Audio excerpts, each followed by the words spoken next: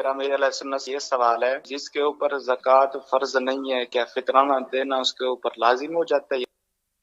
فطرہ اور زکوٰۃ کے فرض ہونے میں فرق ہے تھوڑا. زکوٰۃ پر تو سال پورا گزرنا چاہیے، فطرے پہ ایسا نہیں ہے. فطرے پہ عید کے دن صبح صادق کے وقت اگر وہ صاحب نصاب ہے اور قرضے میں وہ رقم وغیرہ ڈوبی بھی نہیں ہے، جو شرائط ہے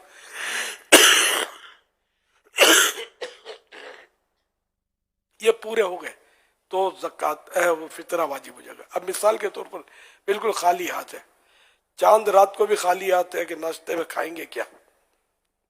اب وہ صبح صادق سے پہلے سمجھو کسی نے اس کو 1 کروڑ روپے گفٹ دے دیا مثال کے طور پر، اگر قرضہ تھا وہ بھی ادا کر دے تب بھی اس کے بعد لاکھوں لاکھ بچ رہے، اور صبح صادق کے وقت وہ ان رقوم کا مالک ہے تو اب ان پر صدقہ فطر واجب ہو گیا. مال نامی ہونا کہ بڑھنے والا نام، مال نامی بڑھنے والا نام ہونا بھی اس میں شرط نہیں ہے. تو زکوٰۃ و فطرے کی شرائط میں فرق ہے تھوڑا. صلو علی الحبیب صلی اللہ علیہ. اچھا، کچھ اسلامی بھائی اس وقت جو ہے نا وہ مسائل بیان ہو رہے ہیں، وہ کھجور وغیرہ کچھ بانٹ رہے ہیں، ان کو کہہ دیں کہ یہاں وہیں بیٹھ جائیں پلیز.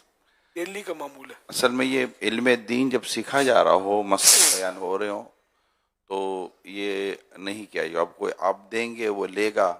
اب یہ فطرے کے اور زکوٰۃ کے مسائل بیان ہو رہے تو حرام کا حلال، حلال کا حرام خدا نخواستہ ہو جائے تو اس کی اجازت نہیں ہے نا. تو یہ کہیں بھی ہوں آپ فیضان مدینہ میں یا کہیں بھی، تو اس کا ہمیشہ ہمیں خیال و لحاظ رکھنا چاہیے، بلکہ اسلامی بھائیوں کو ان کو اشارہ کر کے بٹھا دینا چاہیے، نہ کہ آگے ہاتھ بڑھا کر چیزیں. تو یہ انشاءاللہ سے آپ کو اسی طرح کوئی اسلامی آتے جاتے رہتے ہیں، اٹھتے بیٹھتے، تو پیار محبت سے بٹھا دیا کریں. بیٹھ ورنہ کندھے کو پاؤں لگتا ہے، یہ ہٹاتے ہیں وہ ہٹاتے ہیں، تو اس سے سننے میں بہت نازک مسائل بعض اوقات بیان ہو رہے ہوتے ہیں. تو اس میں ہمارا کنسنٹریشن ہونا پراپرلی توجہ کے ساتھ سننا یہ بہت زیادہ ضروری ہوتا ہے. تو ہم سب کو احتیاط کرنی چاہیے. ایک پرابلم یہ ہے کہ ہم یعنی ان کو سمجھاتے ہیں کہ ایک جگہ بیٹھے رہو، یہ بیچارے بیٹھے رہتے ہیں. یہ باہر سے جو ہوتے ہیں نا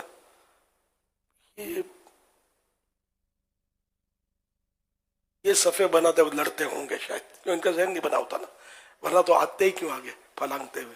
یہ میں دیکھتا تھا، آج خاص کر توجہ تھی میری، آ رہے تھے مطلب. اب یہ بیچارے معتکفین کے نصیب لڑائی کی جگہ پہ قبضہ کر لیتے ہوں گے.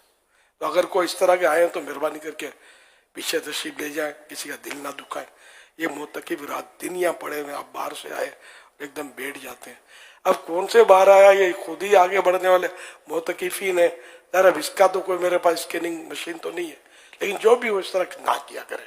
کیا ہے تو ابھی بیٹھے بھی ہیں تو نماز کے ٹائم پر لڑائی نہیں کرنا، کہ وہ جگہ پر بیچاروں کی قبضہ نہیں کرنا. جب بیٹھے ہوئے بہت دیر سے بیٹھے ہوتے ہیں وضو کر کے، وضو سنبھال کے کہ ہم نماز اس جگہ پر پڑھیں گے. پڑھی بھی عصر کی نماز تو مغرب کی بھی یہیں پڑھنی ہے انہوں نے. ایسا نہ کیا کریں.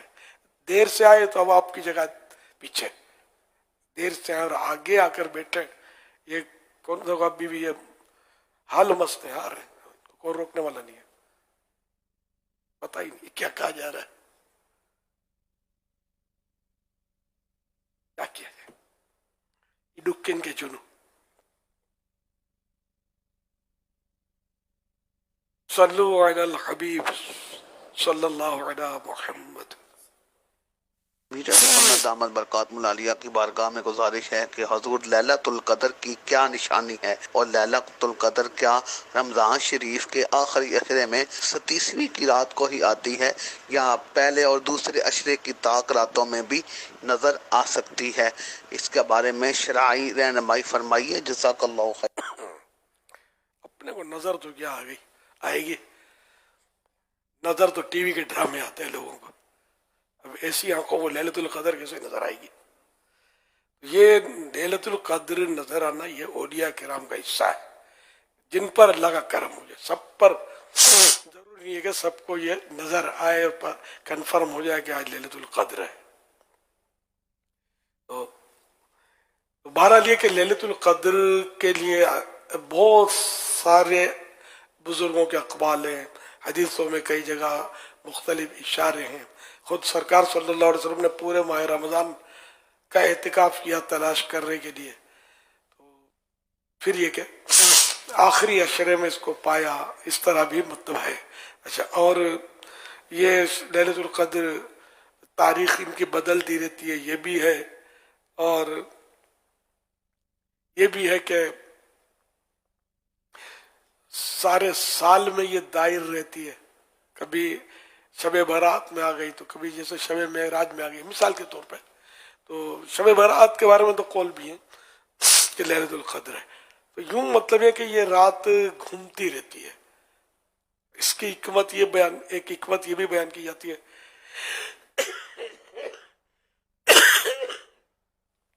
کہ جو شائقین عبادت ہوں گے، جذبہ رکھنے والے، وہ سارا سال عبادت میں وہ کوشش کریں گے کہ شاید آج لیلۃ القدر ہو، اور ورنہ بتا دیا جائے گا کہ فلاں لیلۃ القدر اسی رات کی وہ ترکیب کریں گے.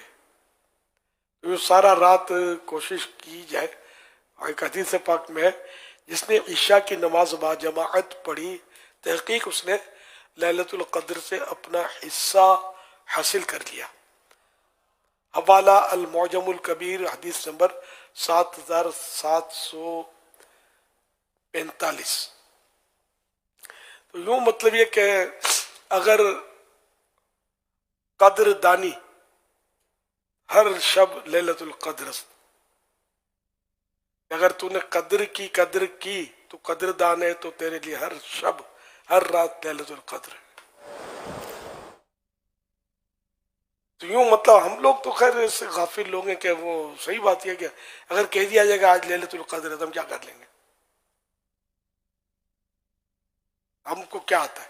عبادت کا کون سا ذوق جذبہ ہے؟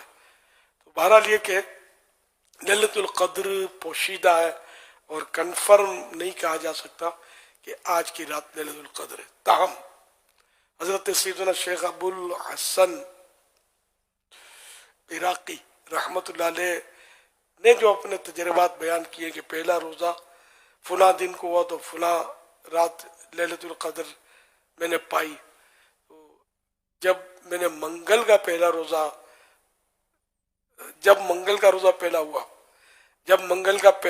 ہوا تو میں نے لیلۃ القدر 27ویں رات میں پائی. اس بار منگل کو پہلا روزہ ہوا ہے. حضرت سیدنا شیخ ابو الحسن عراقی رحمت اللہ علیہ کے تجربے کے مطابق 27ویں رات لیلۃ القدر ہو سکتی ہے. یہ اس کو بھی ہم یہ کہ 100% کہہ نہیں سکتے، ایک بزرگ کا اپنا تجربہ ہے، لیکن یہ 100% نہیں ہو سکتا. تاہم امکان، ویسے بھی اقوال بہت ہیں 27ویں کے لیے کہ 27ویں ہی لیلۃ القدر ہے.